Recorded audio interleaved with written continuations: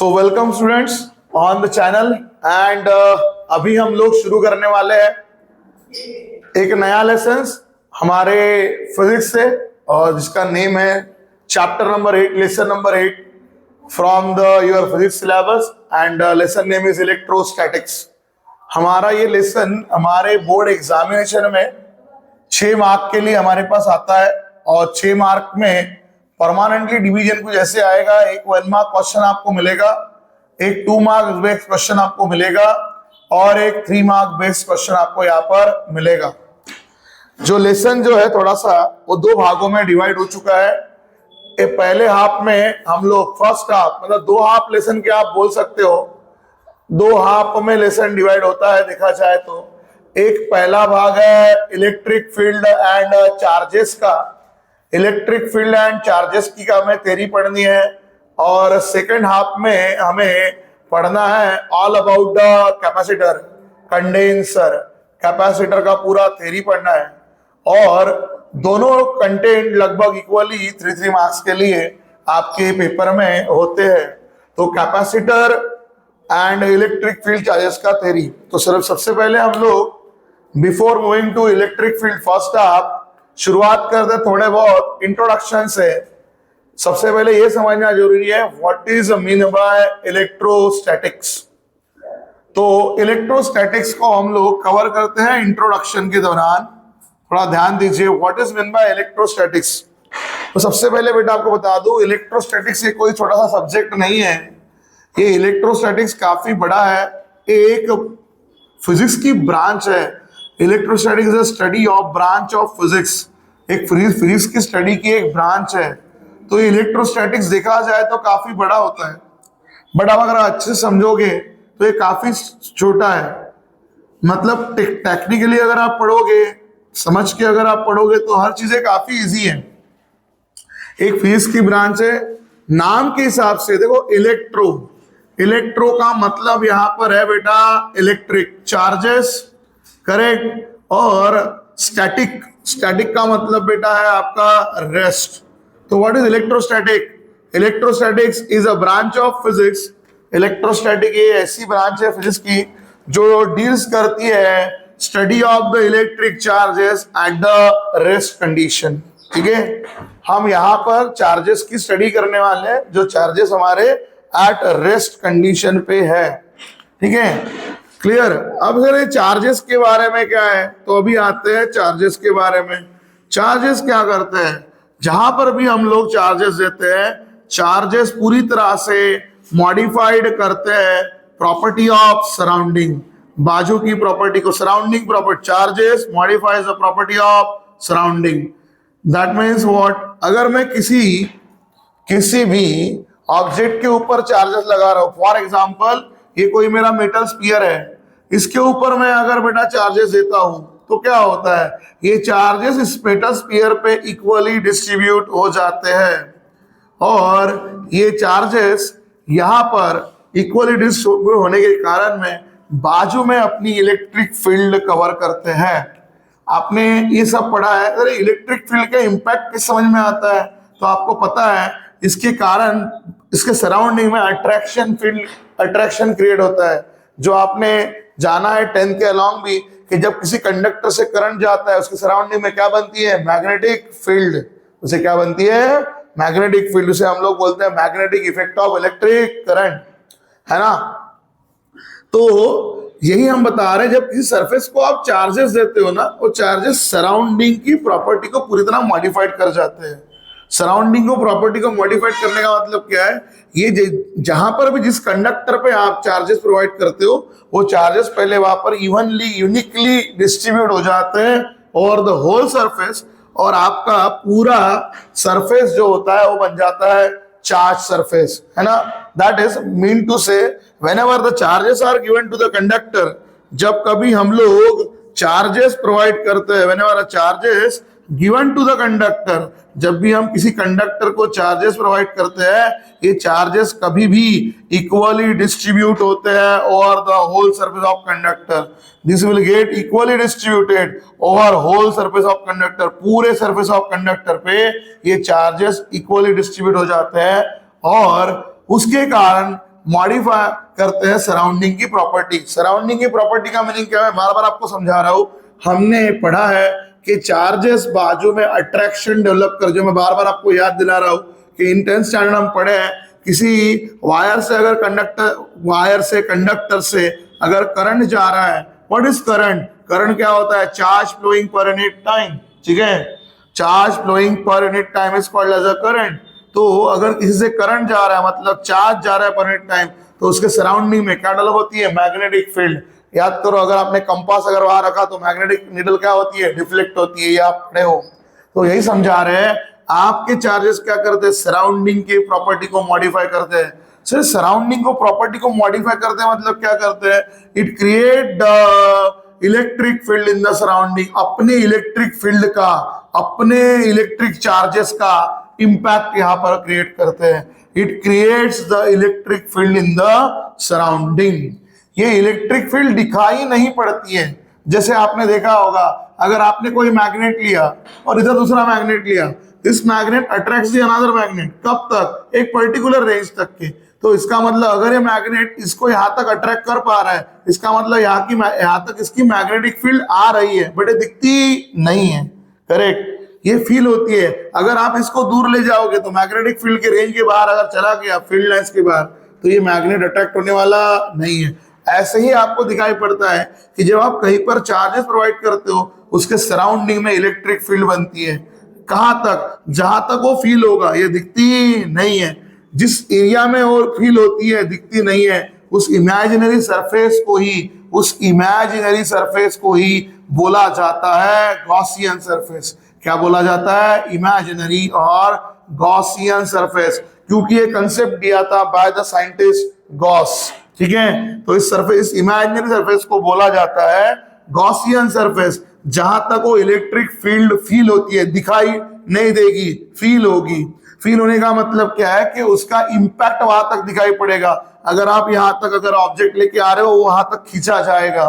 तो इस electric field का इंपैक्ट वहां पर अगर दिख रहा है तो क्या होता है? याद रखना, क्योंकि चार्जेस यूनिकली डिस्ट्रीब्यूट हुए हैं, तो इलेक्ट्रिक फील्ड भी यूनिक बनेगी। अगर इस मेन कंडक्टर के बाजू में अगर 3 सेंटीमीटर दूर राइट साइड में इलेक्ट्रिक फील्ड बन रही है, फॉर एग्जांपल के तौर पर डिस्टेंस बता रहे हैं, तो लेफ्ट में भी उतना ही सेंटीमीटर बनेगा, ऊपर में भी उतना ही सेंटीमीटर। मतलब ये क्योंकि चार्जेस यूनिकली डिस्ट्रीब्यूट हुए हैं, तो यूनिक डिस्ट्रीब्यूशन के चक्कर में पूरे सराउंडिंग में एक जैसी इलेक्ट्रिक फील्ड बनेगी और इक्वल दूरी पे बनेगी। एक जैसी का मतलब क्या है सर? जैसे मैंने बोला कि इक्वल डिस्टेंस पे बनेगी। और मान लो अगर इस इमेजिनरी गॉसियन सरफेस पे अगर आपने इस जगह पर इस पॉइंट पी पे इलेक्ट्रिक फील्ड ढूंढा, और मैं अगर बोल रहा हूं कि यहाँ पर इलेक्ट्रिक फील्ड 10 न्यूटन पर कूलम की है, तो हर जगह इस सर्कल के एवरी पॉइंट पे इलेक्ट्रिक फील्ड की वैल्यू सेम रहने वाली है, 10 न्यूटन पर कूलम।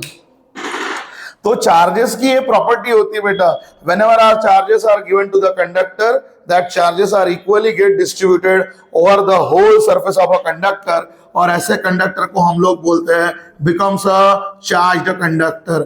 ये आपका चार्ज कंडक्टर बनता है, और चार्ज कंडक्टर क्या होता है? it develop its own electric field in the surrounding। वही मैं आपको बता रहा हूं, चार्ज कंडक्टर कभी भी डेवलप करता है खुद का own electric field. It develop its own electric field in surrounding। जो अभी आपको पूरा एग्जांपल से समझाया कि मेरा अंदर का स्फेरिकल कंडक्टर है, इसको मैंने चार्जेस दिए प्लस क्यू, वो पूरे सरफेस पे बढ़ गए। उसके बाद उसे सराउंडिंग में क्या बनाया बेटा? Electric field. ये सब आपको समझाया।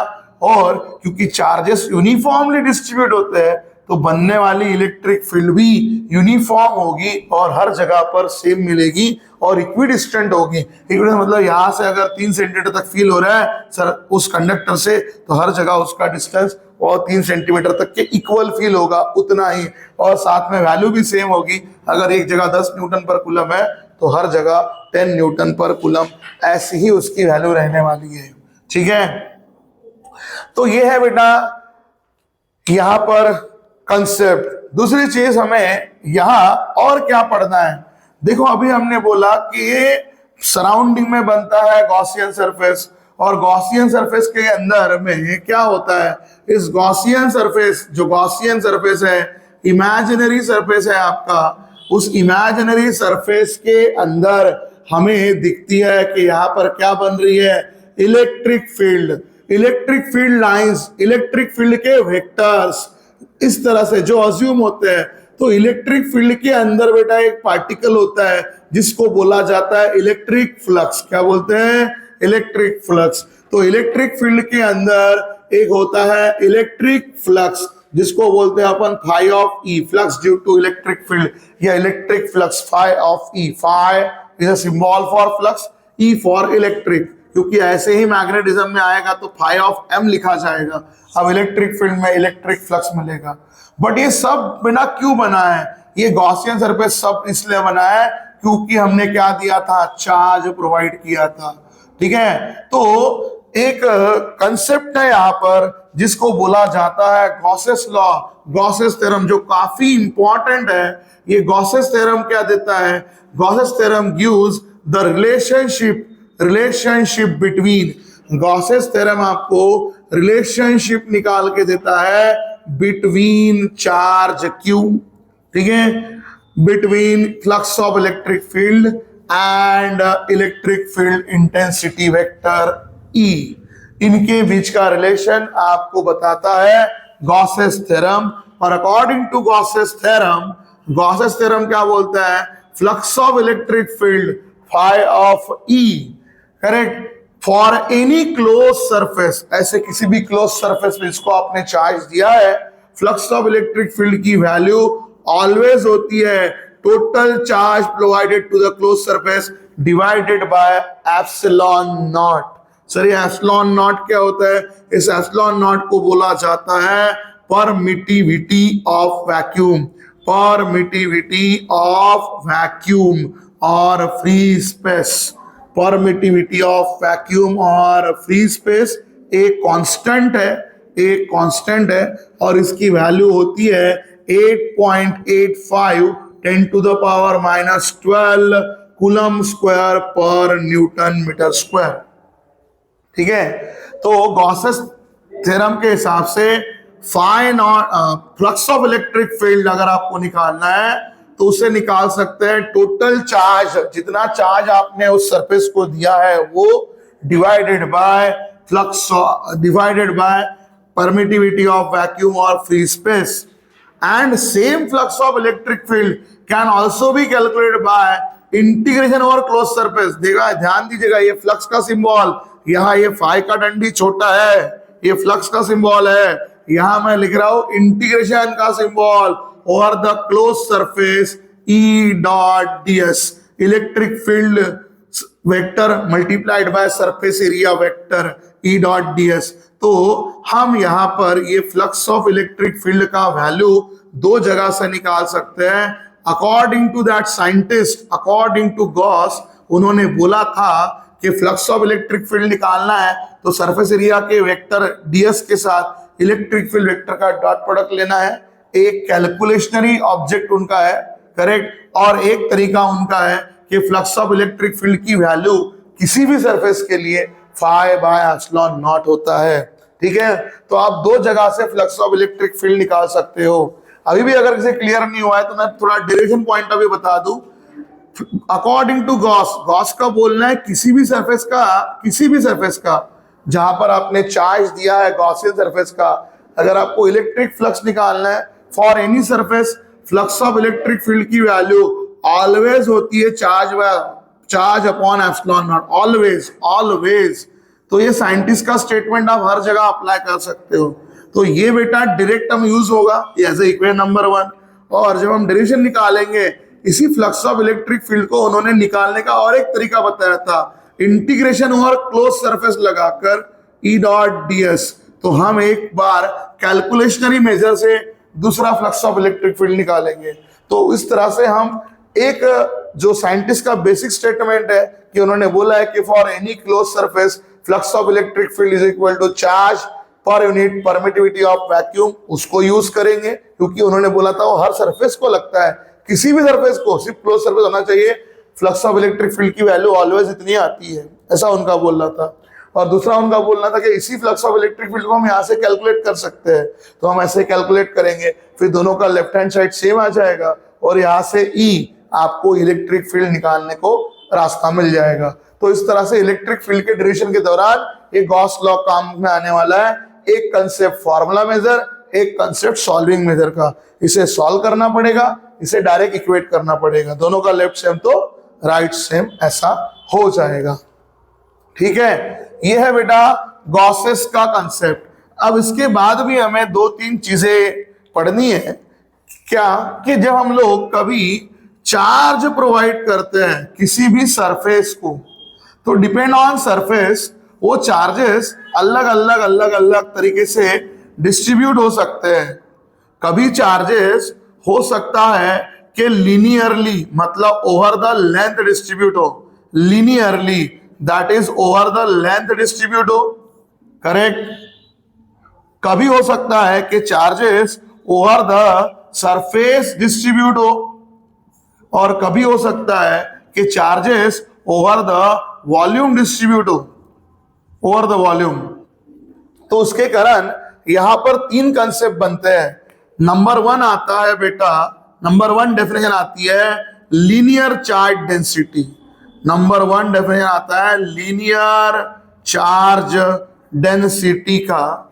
इस लीनियर चार्ज डेंसिटी को हम दिखाते हैं लैम्बडा से। जब भी कभी चार्जेस डिस्ट्रीब्यूट हो जाते हैं over the length, whenever the charges are distributed per unit length, तो हमें मिलता है लीनियर चार्ज डेंसिटी। मतलब ही लीनियर चार्ज डेंसिटी का फॉर्मूला क्या है, charge flowing through the conductor per unit length Q by L। ये बनेगा लीनियर चार्ज डेंसिटी लैम्बडा। और इस लीनियर चार्ज डेंसिटी का यूनिट बनेगा बेटा, क्योंकि चार्ज का यूनिट होता है कूलम और लेंथ का यूनिट होता है मीटर, तो कूलम पर मीटर। ठीक है, ये C फॉर कूलम है, कूलम पर मीटर। ठीक है, ध्यान देना है। ये पहला बनता है अगर चार्जेस डिस्ट्रीब्यूट हुए लीनियरली, मतलब ओवर द लेंथ। अगर वही चार्ज डिस्ट्रीब्यूट हुआ है, करेक्ट, ओवर द सरफेस, तो दूसरा डेंसिटी आता है जिसका नाम होता है सरफेस चार्ज डेंसिटी, जिसे हम बोलते हैं सरफेस चार्ज डेंसिटी, जिसे हम दिखाते हैं सिग्मा से। ठीक है, सरफेस चार्ज डेंसिटी। तो जैसे हमने आपको बताया, अगर आपके charges over the surface distribute हुए हैं तो बनेगी surface charge density. Whenever the charges are distributed per unit surface area, that means surface charge density sigma का डेफिनेशन क्या होगा, चार्जेस फ्लोइंग या distributed per unit surface area, number of charges distributed over the surface area, ये बनाएगा surface charge density sigma. इसका unit बनेगा coulomb per, charge का unit coulomb, area का unit metre square, so coulomb पर metre square. Next thing, हम आगे बढ़ते हैं। अगर आपके चार्जेस डिस्ट्रीब्यूट हुए हैं ओवर द वॉल्यूम, तो तीसरा कंसेप्ट आएगा यहाँ पे जिसका नाम होगा volume charge density. Volume charge density, जिसे हम लोग इंडिकेट करते हैं रो से, volume charge density. Now what is volume charge density? If the charges are distributed per unit volume, मतलब नंबर ऑफ चार्ज को हम डिस्ट्रीब्यूट करते हैं ओवर द वॉल्यूम, तो क्रिएट हो जाता है रो, तो क्रिएट हो जाता है रो। यह है रो का फॉर्मूला, वॉल्यूम चार्ज डेंसिटी। इसका यूज हमें काफी कम होगा, ये भी याद रखिए, बट तीनों डेंसिटीज जैसे जैसे होती है आपको बता दी। Charges are distributed per unit volume, तो वॉल्यूम चार्ज डेंसिटी। हमें मैक्सिममली यूज होने वाला है सरफेस चार्ज डेंसिटी सिग्मा का और लीनियर चार्ज डेंसिटी का। ठीक है, तो वॉल्यूम चार्ज डेंसिटी जब चार्ज डिस्ट्रीब्यूट हो जाते हैं पर यूनिट वॉल्यूम पे, इसका यूनिट बनेगा कूलम पर मीटर क्यूब। ठीक है, तो ये कुछ बेसिक टर्म्स है जिसका हमें यहाँ पर पूरे लेसन के दौरान काफी यूज होने वाला है। ठीक है, क्लियर? थोड़ा ध्यान देना है। And next and last thing, यहाँ साथ में हमें 11 के कंसेप्ट बेस का कूलम्स लॉ का भी काफी यूज होने वाला है। Now what is Coulomb's law? Coulomb's law का हमें यहाँ पर यूज होगा। कूलम्स लॉ आपको पता है दो चार्जेस के बीच की फोर्स ऑफ अट्रैक्शन या रिपल्शन के लिए बना होता है। What is Coulomb's law? है ना, ये लगता है 2 पॉइंट चार्जेस के लिए। मान लो आपके 2 चार्जेस, एक चार्ज कोई Q1 नाम का एक पॉइंट पे है, ऐसा ही कोई दूसरा चार्ज Q2 नाम का एक अनादर पॉइंट पे है, ठीक है। और ये दोनों के बीच का डिस्टेंस मान लो हम बोल देते हैं r। याद रखिएगा इलेक्ट्रोस्टैटिक्स में ऑलवेज चार्ज के बीच का डिस्टेंस r लिया जाता है, ठीक है। तो अगर आपके दोनों चार्जेस अगर पॉजिटिव पॉजिटिव है तो याद करो प्लस, सेम पोलैरिटी के charges plus plus equal polarity, like है ना, पोलैरिटी क्या करती है, रिपेल, लाइक पोलैरिटी करती है बेटा रिपेल। तो ये प्लस दोनों पॉजिटिव है तो रिपेल करेंगे, दोनों निगेटिव है तो भी रिपेल करेंगे। बट वही अगर ये अपोजिट पोलैरिटी आ गई, मतलब एक प्लस है और एक क्या है माइनस, तो ये यही फोर्स किसका क्रिएट करेगा, अट्रैक्शन का। मतलब अपोजिट पोलैरिटी वाले चार्ज क्या करेंगे, अट्रैक्ट, ठीक है। And according to Coulomb's law यही बोलता है कि फोर्स ऑफ अट्रैक्शन और repulsion between 2 point charges is directly proportional to product of magnitude of the charges, ठीक है। अकॉर्डिंग टू कूलम्स लॉ ये जो F निकाल रहे हैं वो आइदर फोर्स ऑफ रिपल्शन का हो सकता है या फोर्स ऑफ अट्रैक्शन का हो सकता है। अपोजिट चार्जेस हो गए तो अट्रैक्ट करेंगे, इक्वल चार्ज हो गए, लाइक पोलैरिटीज होगी तो रिपेल करेंगे। तो फोर्स ऑफ अट्रैक्शन और repulsion between 2 point charge directly proportional to product of magnitude of charge and inversely proportional to square of distance between them.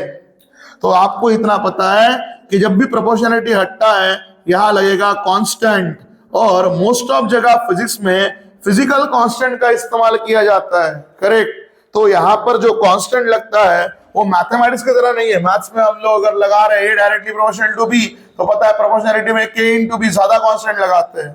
यहाँ जो कांस्टेंट इस्तेमाल होता है उसका वैल्यू है F is equal to 1/4 pi epsilon naught Q1 into Q2 by R square. तो देखो बेटा यहाँ जो कांस्टेंट है ना उसकी वैल्यू है 1/4 पाई एप्सिलॉन नॉट। ये परमानेंट कांस्टेंट है इलेक्ट्रोस्टैटिक्स का, जिसमें 1 नंबर है, 4 भी नंबर है, पाई भी नंबर है, और आपको दिख रहा होगा एक और क्वांटिटी आ रही है जिसका नाम है एप्सिलॉन नॉट, और एप्सिलॉन नॉट वही है परमिटिविटी ऑफ वैक्यूम और फ्री स्पेस। और यही permanent constant 1/4 pi epsilon not पूरे आपके इलेक्ट्रोस्टैटिक्स लेसन के दौरान चलने वाला है। तो यही कांस्टेंट इस्तेमाल यहाँ पर होने वाला है फिजिकल कांस्टेंट के तौर पर 1/4 pi epsilon not. Remember this thing, ठीक है। तो इस तरह से कूलम्स लॉ है जिसका भी हमें यहाँ यूज होने वाला है। रिलेटेड टू ऑल कंसेप्ट मैंने आपको बेसिक इंट्रोडक्शन लेसन का और लगने वाले basic definitions, basic law cover कर दिए हैं। वन मोर टाइम मैं थोड़ा सा इन शॉर्ट रिवाइज कर दे रहा हूं। क्या बताया था हमने आपको कि हमारा इलेक्ट्रोस्टैटिक्स 6 मार्क का लेसन है, इस तरह से डिवाइड होगा। यहां पर हमें 2-3 चीजें पढ़नी है। एक है इलेक्ट्रिक फील्ड और चार्जेस की थ्योरी, जिसका इंट्रोडक्शन हमने आज अभी देखा है। इसके बाद आने वाला है कैपेसिटर। फिर हमने शुरू किया, एक्चुअली इलेक्ट्रोस्टैटिक्स एक बहुत बड़ा सब्जेक्ट है क्योंकि ये ब्रांच ऑफ फिजिक्स है। उसके बाद हमने ये देखा कि इलेक्ट्रोस्टैटिक क्या करता है, ये डील्स करता है स्टडी ऑफ इलेक्ट्रिक चार्जेस जो होते हैं रेस्ट कंडीशन पे, स्टैटिक कंडीशन पे। सर ये चार्जेस क्या करते हैं, ये चार्जेस करते हैं प्रॉपर्टी सराउंडिंग की मॉडिफाइड। देखा होगा आपने बहुत बार ऐसे, कभी स्केल ले लिया और अपने बालों में घसा और देखो after shaking to the scale, उसके बाद आपने बिट्स ऑफ पेपर को, छोटे छोटे कागज के टुकड़े को नचा के देखा होगा। क्या करता है, सराउंडिंग की प्रॉपर्टी को क्या करता है, मॉडिफाइड करता है। ये छोटे छोटे एक्सपेरिमेंट कभी आपने किए होंगे, ये सभी चार्जेस के ही एक्सपेरिमेंट होते हैं। कभी आपने ऐसा भी किया होगा, एक आधे बंदे को चेयर पे बैठाया होगा, उसके पैर ऊपर करके, और उसे चेयर को बहुत सारे किसी कपड़े से सटके मारे होंगे, और फिर उसको हाथ लगाने के बाद करंट फील होता है। करेक्ट है, क्या है, उस ऑब्जेक्ट को स्टैटिक रखा था, study of charges at the rate, उसने डेवलप किया सराउंडिंग में प्रॉपर्टी, है ना। वो सभी एग्जांपल इलेक्ट्रोस्टैटिक्स के ही थे जो बचपन से खेलते आ रहे हो।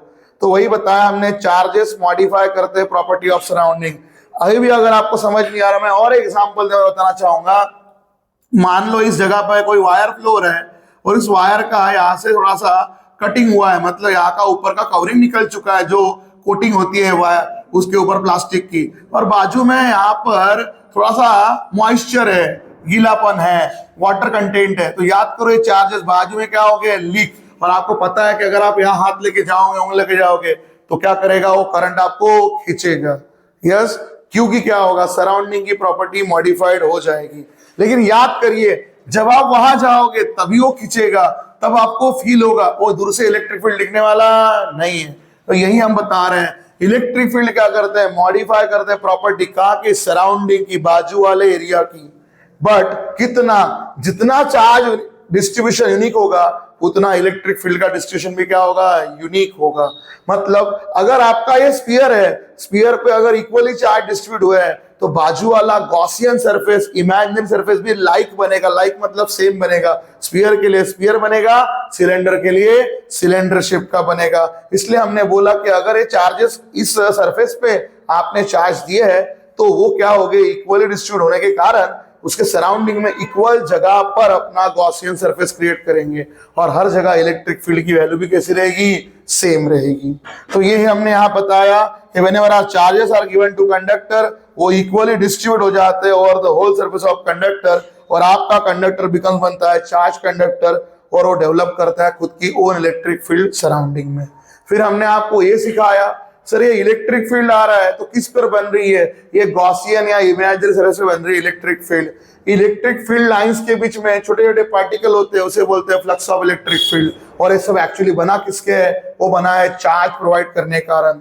तो इसी चार्ज का क्यू का, फ्लक्स ऑफ इलेक्ट्रिक फील्ड का और इलेक्ट्रिक फील्ड का रिलेशन दिया था बाय द साइंटिस्ट गॉस। उनका बोलना क्या था, किसी भी क्लोज सरफेस के लिए अगर इलेक्ट्रिक फ्लक्स निकालना है, flux of electric field phi of E निकालना है, तो आप उस सरफेस का जितना चार्ज है उसको डिवाइड कर लीजिए परमिटिविटी ऑफ वैक्यूम या फ्री स्पेस से, तो आपको मिल जाता है। साथ में उन्होंने एक और तरीका बताया था कि इसी फाई ऑफ ई को हम इंटीग्रेशन और close surface E dot D S से निकाल सकते हैं। तो यही दो तरीके हम डेरिवेशन में भी लगाते हैं। एक बार साइंटिस्ट का बेसिक स्टेटमेंट यूज करते हैं एज इक्वेशन नंबर 1, एक बार सॉल्विंग। जैसे सॉल्विंग करते हैं बेटा, हमें यहां से इलेक्ट्रिक फील्ड निकालने का तरीका मिल जाता है। मतलब ये लॉ हमें चार्ज को ढूंढने को या इलेक्ट्रिक फील्ड को ढूंढने को हेल्प करता है। उसमें हमने क्लियर किया what is epsilon not, permittivity of vacuum और फ्री स्पेस, जिसका वैल्यू होता है 8.85 × 10⁻² coulomb square per newton metre square. फिर हम आए चार्ज डिस्ट्रीब्यूशन जो होता है सरफेस पे। चार्ज सरफेस पे तीन तरह से जा सकता है, एक लीनियरली ओवर द लेंथ, एक होता है ओवर द सरफेस, एक हो सकता है ओवर द वॉल्यूम। अगर चार्ज लीनियरली डिस्ट्रीब्यूट हुआ है, linearly over the length distribute हुआ है, तो उस केस में लगता है linear charge density. Whenever a charges are distributed per unit length, charge per unit length Q/L बनाएगा linear charge density. Unit symbol है उसका लैम्बडा, यूनिट बनेगा कूलम पर मीटर। जब कभी आपके charges over the surface distribute हो गए, वो क्रिएट करेगा सरफेस चार्ज डेंसिटी, जिसे बोला जाता है sigma, charge per unit surface area, unit बनेगा कूलम पर मीटर स्क्वायर। जब कभी चार्जेस डिस्ट्रीब्यूट हो गए पर यूनिट वॉल्यूम पे, वो क्रिएट करेगा volume charge density, that is rho, charge per unit volume coulomb पर मीटर क्यूब। फिर हमने आपको बताया कि हमें इस डेरिवेशन के दौरान, इस लेसन के दौरान एक कूलम्स लॉ का भी इस्तेमाल होने वाला है। कूलम्स लॉ किसको लगता है, दो पॉइंट चार्ज के बीच का फोर्स ऑफ अट्रैक्शन या फोर्स ऑफ रिपल्शन के लिए, क्योंकि लाइक पोलैरिटी है तो रिपेल करेगी, अनलाइक पोलैरिटी है तो अट्रैक्ट करेगी, है ना। तो ये हमने यहाँ बताया। हमने ये भी क्लियर किया कि ये जो फोर्स है ये क्या होता है, directly proportional to product of magnitude of charges होता है, और inversely proportional to square of distance between them होता है। इस प्रोपोर्शनैलिटी की जगह पर यहाँ लगता है कांस्टेंट, उस कांस्टेंट की जगह हम ऑलवेज इस्तेमाल करते हैं 1/4 पाई एप्सिलॉन नॉट, और ये आपके इलेक्ट्रोस्टैटिक्स का परमानेंट कांस्टेंट है। यही वैल्यू इस्तेमाल होने वाली है 1/4 पाई एप्सिलॉन नॉट। और उस एप्सिलॉन नॉट में भी एप्सिलॉन नॉट कौन है, तो ये परमिटिविटी ऑफ वैक्यूम है फ्री स्पेस, जिसका वैल्यू फिक्स है। 4 is the number, pi is also the number. तो इस तरह से हमारा ये इंट्रोडक्शन और बेसिक कंप्लीट होता है। अब बढ़ेंगे हम लोग इसके पहले डेरिवेशन के तरफ।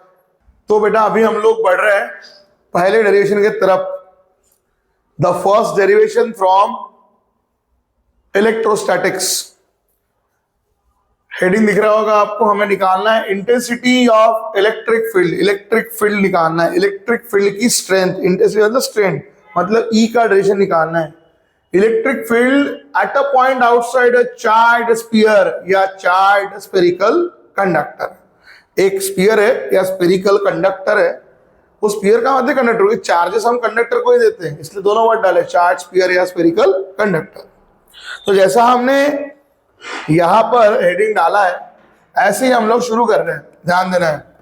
कंसिडर अ स्फीयर या स्फेरिकल कंडक्टर। मान लो हम एक ले रहे हैं स्फेरिकल कंडक्टर या स्फीयर, जिसका बेटा हम लोग सेंटर मान रहे हैं आर है और रेडियस मान रहे हैं, सेंटर मान रहे हैं ओ और रेडियस ले रहे हैं आर। ध्यान देना है, एक हम लोग यहां पर स्फेरिकल कंडक्टर अज्यूम कर रहे हैं, स्फीयर अज्यूम कर रहे हैं, स्फेरिकल कंडक्टर, कंडक्टिंग मटेरियल से बना हुआ स्फीयर, मेटल से बना हुआ स्फीयर, जिसका सेंटर अज्यूम कर रहे हैं ओ और रेडियस अज्यूम कर रहे हैं बेटा कैपिटल आर। ठीक है, फिर जैसे अभी हमने आपको इंट्रोडक्शन में बताया कि whenever the charges are given to the conductor, इस कंडक्टर को हम लोग चार्जेस प्रोवाइड करने वाले हैं। तो मान लो इस स्फेरिकल कंडक्टर को मैंने दिया चार्ज Q, तो this charges are equally distributed over the whole surface of this spherical conductor. हम ये बोल रहे हैं कि ये चार्जेस इस स्फेरिकल कंडक्टर पे यहाँ पर इक्वली डिस्ट्रीब्यूट होने वाले हैं। ठीक है, वर्डिंग प्रॉपर सुनिएगा। when charges plus Q are given to this spherical conductor, it is equally distributed over the whole surface of a conductor, over whole surface of a spherical conductor। इसका मतलब हम क्या बोल रहे हैं बेटा कि यहाँ पर इसमें कौन इन्वॉल्व होगा, चार्ज जो है ना, वो चार्ज ओवर जा रहा है सरफेस, दैट मीन्स यहाँ पर सरफेस चार्ज डेंसिटी इन्वॉल्व होगा। तो let sigma be the surface charge, let sigma be the surface charge density of a sphere. Sphere का सरफेस चार्ज डेंसिटी को, ठीक है, let sigma be the surface charge density of a sphere. Sphere के surface charge density को sigma ले लिया, क्योंकि हमने खुद बोला कि चार्जेस कैसे डिस्ट्रीब्यूट हो रहे हैं, ओवर द सरफेस डिस्ट्रीब्यूट हो रहे हैं। तो अगेन सामने वाला तेरी पॉइंट आता है कि जैसे हमने बोला था, whenever the charges are given to the conductor, it is equally distributed over the whole surface of conductor, और ये कंडक्टर क्या बन जाएगा, it becomes a charged conductor. और ये चार्ज कंडक्टर क्या करेगा बेटा, डेवलप करेगा खुद की एक electric field, it develop its own electric field in the surrounding. ये जो स्फेरिकल कंडक्टर है, ये जो हमारा स्फीयर है, ये सराउंडिंग में डेवलप करेगा electric field, it develop its own electric field in the surrounding. ठीक है, तो ये हमने बनाया क्योंकि ये स्फीयर है, तो हमने सराउंडिंग में बनाया है गॉसियन स्फीयर। याद रखना है, this is a sphere not a circle. Wording क्या लिया उधर ध्यान देना है। तो हमने जैसे बोला कि खुद वो स्फेरिकल सरफेस है, तो चार्जेस ओवर सरफेस बैठे हुए हैं। तो हमने आपको थ्योरी में ही बताया था इंट्रोडक्शन के दौरान कि जैसा सरफेस होता है ना, लगभग लाइक उसी के तरह गॉसियन सरफेस बनता है। तो ये गॉसियन सरफेस हमारा बना, लेकिन कहाँ बना है बेटा, ये आउटसाइड में। It develop its own electric field in the surrounding, outside में। तो याद करिए, इस आउटसाइड पॉइंट वाला ये जो हमारा है पॉइंट, इसको मैं बोल दूं, ध्यान देना है, रिपीटेड बोल रहा हूं, इसलिए मैं एक काम कर देता हूं सबसे पहले कंफ्यूजन टालने के लिए। ये मेरे स्फेरिकल कंडक्टर का रेडियस जो है R, I will show here. याद रखो, ये जो मेरा इमेजिनरी स्फीयर है ना, वो बाहर बन रहा है, आउटसाइड बन रहा है। मतलब मेरे इमेजिनरी स्फीयर, गॉसियन स्फीयर, जहां इलेक्ट्रिक फील्ड बन रही है ना, उसका रेडियस कितना होगा बेटा, स्मॉल आर। देखो नोटेशन स्मॉल आर होगा, रिमेंबर हियर, ये स्मॉल आर ग्रेटर देन क्या है, कैपिटल आर, क्योंकि आपका इलेक्ट्रिक फील्ड कहाँ बनेगा, सराउंडिंग में बनता है। ठीक है, तो इलेक्ट्रिक फील्ड जो डेवलप होगा वो होगा यहाँ पे सराउंडिंग में। रिपीट आपको वही बता रहा हूं। ठीक है, और उस सराउंडिंग स्फीयर का, आउटर स्फीयर का रेडियस है यहाँ पे आर। चलो, let P be the point on the this surface imaginary sphere, and मान लो यहां पर इस पॉइंट पी पे मैं बोल रहा हूं कि इलेक्ट्रिक फील्ड इंटेंसिटी की वैल्यू कितनी है, ई। तो इस सरफेस के हर एक पॉइंट पे मतलब सर आप यहां ढूंढो, यहां ढूंढो, यहां ढूंढो, कहीं पर भी ढूंढो, आपकी इलेक्ट्रिक फील्ड सेम होगी। Correct, everywhere. तो देखो बेटा, आप ऐसा डायग्राम भी बना सकते हो, या जो डायग्राम आपको बुक में दिखता है, बुकिश डायग्राम, इतना डायग्राम भी चलेगा। ये डायग्राम भी आपको सेम ही बता रहा है, कोई अलग नहीं बता रहा है। इस diagram is also the same. Wording हमने लिखा ना, बोला ना कि हर जगह पर स्फीयर के इलेक्ट्रिक फील्ड इंटेंसिटी क्या होगा, सेम। उसी को दिखाने के लिए कुछ नहीं किया है, इस ऐसा लाइंस को खींचा है, और ये लाइंस वही दिखाने की कोशिश कर रही है कि आप यहां निकालो, यहां निकालो, एवरीवेयर इलेक्ट्रिक फील्ड क्या होगा, सेम। इधर निकालो, या कोई ऐसे पॉइंट पर निकालो, इन दो जगह पर निकालो, या कोई और इधर से जाते हुए इधर पॉइंट पर निकालो, एवरीवेयर इलेक्ट्रिक फील्ड क्या होगा, सेम। इसलिए टेक्स्ट बुक में इस डायग्राम को इस तरह से बनाया गया है। ठीक है, वो ये इंडिकेट नहीं करता है कि गॉसियन स्फीयर के हर पॉइंट पे यहाँ हर एवरीवेयर इलेक्ट्रिक फील्ड इंटेंसिटी क्या होगी, सेम। और इलेक्ट्रिक फील्ड क्यों बन रही होगी, मैंने बताया था कि सराउंडिंग में इसने क्या बनाया है, इलेक्ट्रिक फील्ड। जहां यहां पर इलेक्ट्रिक फील्ड है तो डेफिनेटली बेटा कौन होगा, फ्लक्स होगा, फील्ड लाइंस होगा। ये फील्ड लाइंस ही बना रहा हूं, एक्चुअली ऐसी वेव्स फॉर्म में नहीं होती। इलेक्ट्रिक फील्ड लाइन ऐसी बनानी चाहिए, क्योंकि फील्ड लाइंस की वेक्टर क्वांटिटी होती है, विल शो। और जनरली जो इलेक्ट्रिक फील्ड यहाँ बनेगी वो कांस्टेंट होगी, क्योंकि आपकी इलेक्ट्रिक फील्ड कांस्टेंट है, चार्जेस यूनिक्वली डिस्ट्रीब्यूट हुई है। तो इक्वल इलेक्ट्रिक फील्ड को हम इक्वल वेक्टर से दिखाते हैं, ऐसे इक्वल मैग्नीट्यूड के, इक्वल डायरेक्शन के, इक्वल स्पेसिंग्स के, गैपिंग के। तो यहाँ पर इलेक्ट्रिक फील्ड है, और इस इलेक्ट्रिक फील्ड का ऊपर डेफिनेटली कौन आने वाला है, फ्लक्स। तो अब बात आती है फ्लक्स की। देखो, चार्ज दे दिया, इलेक्ट्रिक फील्ड बन गया, और इलेक्ट्रिक फील्ड के अंदर कौन होता है, फ्लक्स पार्टिकल। तो अभी आते हैं हम लोग इस गॉसियन सरफेस पर लगाते हैं टोटल इलेक्ट्रिक फ्लक्स कितना बन रहा है। तो total electric flux develop on Gaussian surface पे टोटल इलेक्ट्रिक फ्लक्स कितना बन रहा है, क्लोज सरफेस जो आपका स्फेरिकल सरफेस है या स्फीयर है ना। Total electric flux develop on the Gaussian surface that is spherical surface, sphere पे। तो according to Gauss theorem flux of electric field की वैल्यू होती है Q बाय एप्सिलॉन नॉट। किसके हिसाब से बेटा, अकॉर्डिंग टू गॉस थ्योरम। याद रखिए इक्वेशन नंबर 1, ये जो हमने लगाया साइंटिस्ट का basic statement, according to Gauss theorem. उन्होंने बोला था कि कभी भी आपको फ्लक्स ऑफ इलेक्ट्रिक फील्ड निकालना है तो उसकी वैल्यू ऑलवेज क्या होती है, charge per unit permittivity of epsilon not, मतलब वही परमिटिविटी ऑफ वैक्यूम या फ्री स्पेस। चलिए, अब इसी टोटल इलेक्ट्रिक फ्लक्स को, total electric flux developed on a Gaussian surface that is at point P, Gaussian surface sphere is, ये at point P पे या sphere पे बनने वाला ये फ्लक्स ऑफ इलेक्ट्रिक फील्ड हम कैसे निकाल सकते हैं, ये फाई ऑफ ई की वैल्यू हम और एक तरीके से निकाल सकते हैं, वेक्टर इंटीग्रेशन और क्लोज सरफेस। देखो पढ़ते वक्त प्रॉपर पढ़िएगा, इंटीग्रेशन और क्लोज सरफेस, इस राउंड को ऐसे ट्रीट करते हैं। और वन मोर टाइम बोल रहा हूं, integration over the close surface की बात चालू है।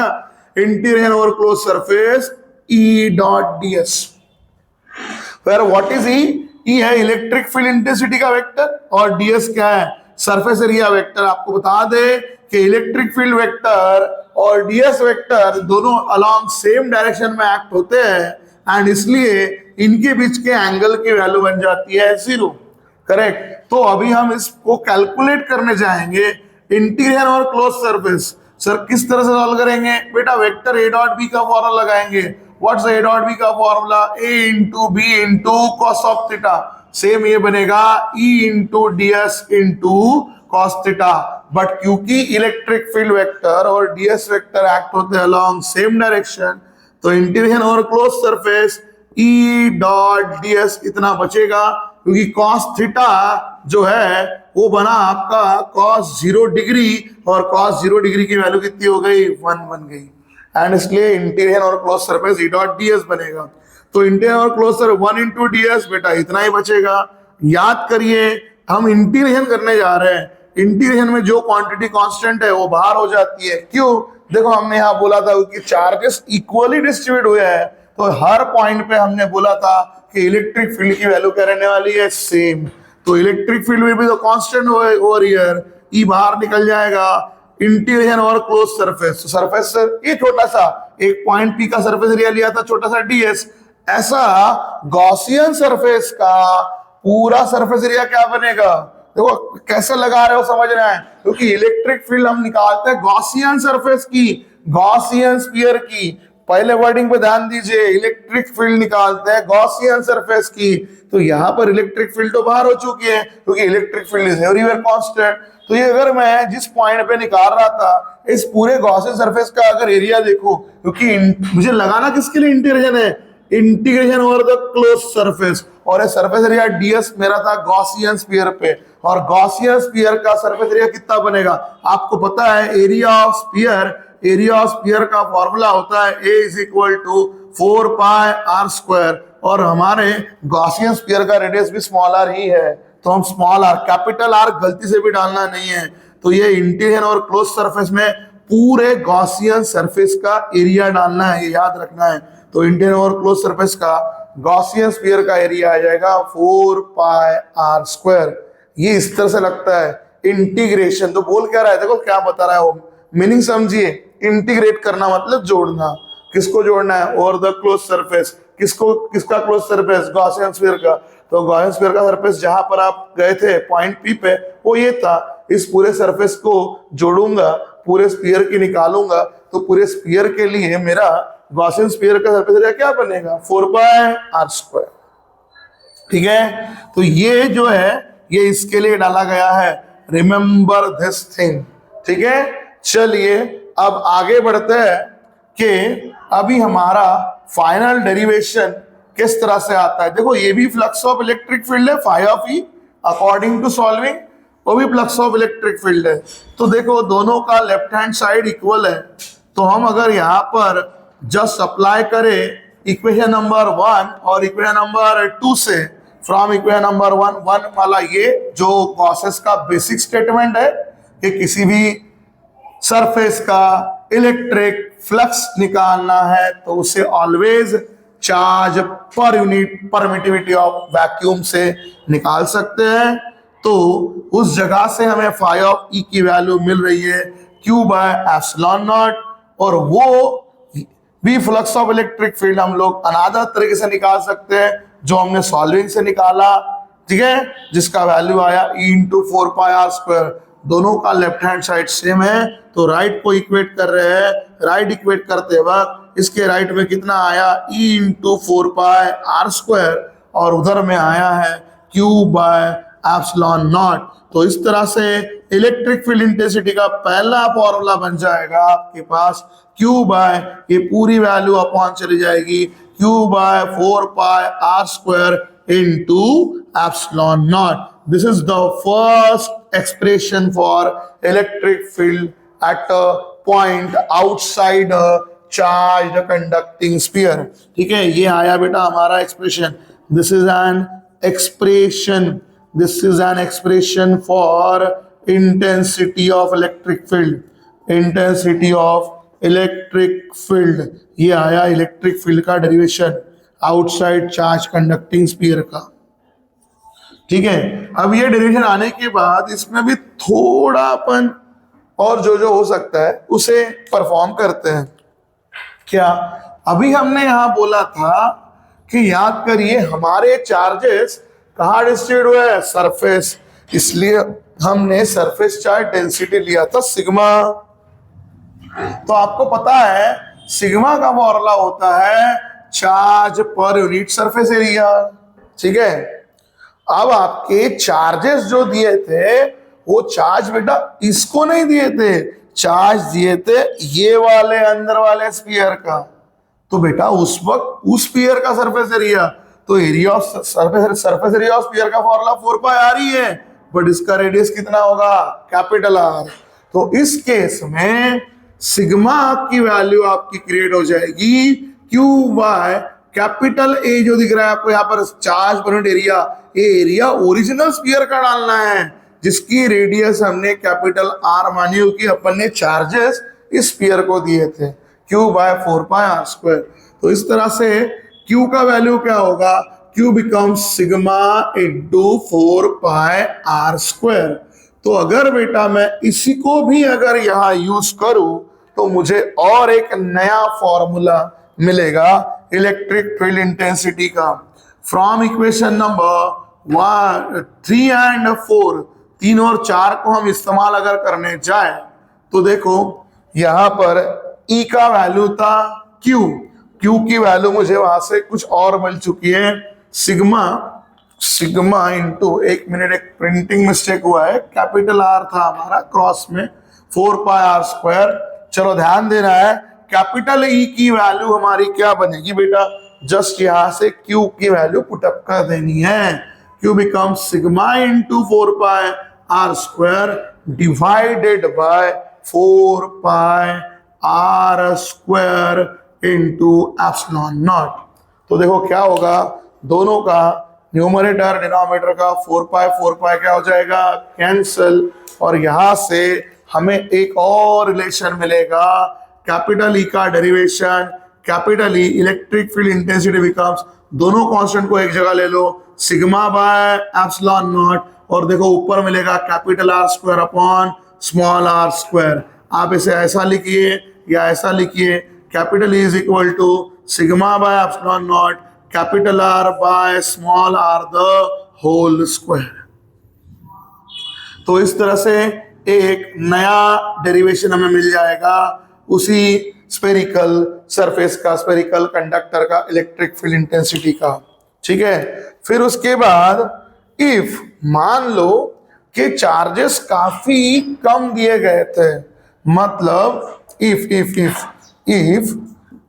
If charges are very less, very poor, काफी कम थे, है ना, चार्जेस काफी कम थे, वेरी लेस थे, वेरी वेरी पुअर थे, तो क्या होगा बेटा? उस केस में ना चार्ज कम होने के चक्कर में उसकी इलेक्ट्रिक फील्ड इंटेंसिटी भी उतने दूर तक नहीं बनेगी, है ना। एट दैट केस अगर आपका बोलने का मीनिंग यह है कि चार्जेस अगर काफी कम है, मतलब चार्ज की खुद की स्ट्रेंथ कम है, तो इलेक्ट्रिक फील्ड भी दूर तक नहीं फैलेगा, क्योंकि कम करंट आएगा तो कम इलेक्ट्रिक फील्ड बनेगा चार्जेस के कारण। दैट मीन्स हम ये बोल रहे हैं कि गॉसियन सरफेस की जो रेडियस है ना, अगर वो कैपिटल आर के बराबर हो जाए, ठीक है, गॉसियन सरफेस आपका काफी पास में पहुंच जाए, अगर ये चार्जेस कम हो गए तो electric field becomes very weak, charges are very poor. लिख दे रहा हूं मैं आपको, ध्यान दीजिए।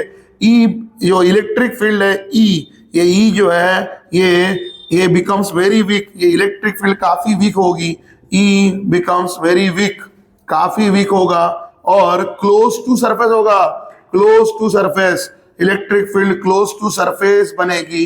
That means we want to say कि स्मॉल आर का वैल्यू अप्रोक्सीमेटली इक्वल टू क्या बनेगा? Capital R. उस केस में क्या होगा, क्योंकि कैपिटल आर स्मॉल आर दोनों सेम हो जाएंगे, तो इलेक्ट्रिक फील्ड का फॉर्मूला बनेगा सिग्मा बाय एप्सिलॉन नॉट। अगर चार्जेस काफी क्लोज डिस्ट्रीब्यूट हुए हैं तो, काफी कम दिए गए तो, इलेक्ट्रिक फील्ड काफी पास में बन रही है सराउंडिंग वाली, तो उस केस में गॉसियन स्फीयर का रेडियस कैपिटल आर के बराबर बनेगा, तो फॉर्मूला ये आ जाएगा।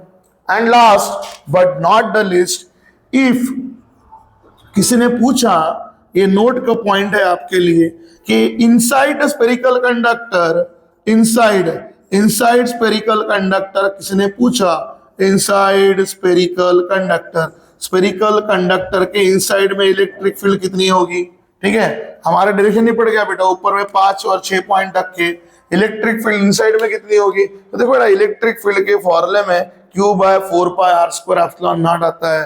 अब भैया इनसाइड में तो कोई चार्ज गए नहीं है, चार्ज का डिस्ट्रीब्यूट हुआ है सरफेस पे, तो याद रखना इनसाइड इलेक्ट्रिक फील्ड में क्योंकि अंदर में कोई चार्ज गया ही नहीं है, क्योंकि वैल्यू कितनी है 0, अगर न्यूमरेटर 0 तो 0 बाय समथिंग, आपका आंसर बिकम्स हो जाएगा 0 फ्रॉम, अगर मैं इस्तेमाल करूं इक्वेशन नंबर 3 का concept, from equation number 3 I will going to get electric field intensity also 0।